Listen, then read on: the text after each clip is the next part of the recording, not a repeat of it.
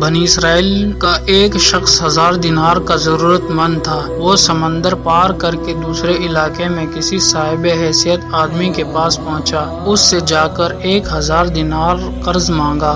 صاحب مال نے کہا کہ میں آپ کو پیسے دے سکتا ہوں، لیکن گواہ کون ہے؟ آپ گواہ لائیے۔ اس شخص نے کہا میرے اور آپ کے درمیان میں اللہ ہی گواہ کافی ہے۔ تو صاحب مال نے کہا کہ بھائی پھر کفیل اور ذمہ دار لاؤ، تاکہ اگر آپ نے ادا نہیں کیا تو میں آپ کے کفیل سے وصول کر لوں گا۔ اس شخص نے پھر کہا کہ میرے اور آپ کے درمیان اللہ ہی کفیل ہے۔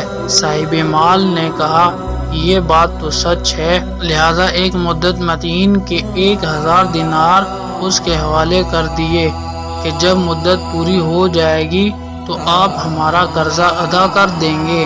اس شخص نے کہا کہ ٹھیک ہے۔ پھر یہ شخص 1000 دینار قرض لے کر سمندر پار کر کے اپنے گھر پہنچ گیا اور اسے اپنی ضرورت پوری کی۔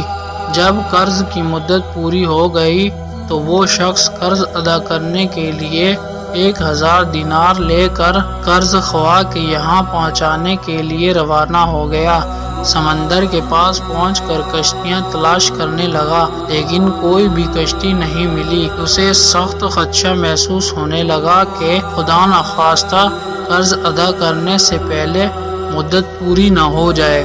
سمندر کے کنارے پر مارا مارا پھرنے لگا، کسی طرح کوئی سواری نہ ملی۔ آخرکار مجبور ہو کر ایک لکڑی میں سوراخ کیا اور اس سوراخ کے اندر 1000 دینار اور ایک پرچی رکھی۔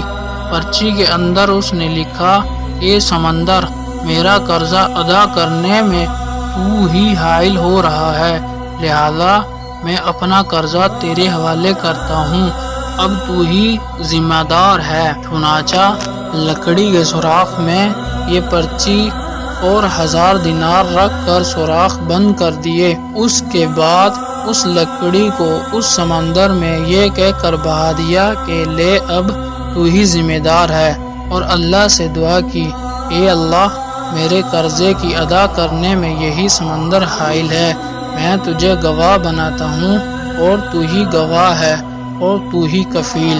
جب قرض کی مدت پوری ہونے لگی تو وہ شخص قرضدار کے پاس پہنچنے کے لیے سمندر کے کنارے پر پہنچا تو اسے بھی کوئی سواری نہیں ملی۔ اتفاق سے اس کے سامنے سمندر میں سے ایک لکڑی بہتی ہوئی آئی۔ جب وہ لکڑی سمندر کے بالکل کنارے پر آ گئی تو اس نے اس ارادے سے لکڑی کو اٹھا لیا کہ گھر میں عورتیں کھانا پکانے میں ایندھن کے کام لے لیں گی۔ گھر لے جا کر چیرا تو اس کو 1000 دینار اور وہ پرچی ملی۔ اب اس قرض خواہ کے اوپر جو کچھ عبرت ہونی تھی ہوئی۔ قرضدار نے بعد میں پھر اپنے طور پر 1000 دینار کا مزید انتظام کر کے قرض خواہ کے پاس آ کر پیش کیا اور کہا کہ لو اپنا قرض۔ تو اس قرض خواہ نے کہا کہ آپ کا قرض مجھے وصول ہو چکا ہے اور آپ کی پرچی بھی مل گئی۔ تو دونوں شخصوں کو اپنے طور پر جو ایمانی پختگی ہونی چاہیے تھی وہ ہوئی۔ جو اللہ کے لیے ہوتا ہے اللہ تعالیٰ سمندر اور درختوں کو بھی اس کے تابع کر دیتا ہے۔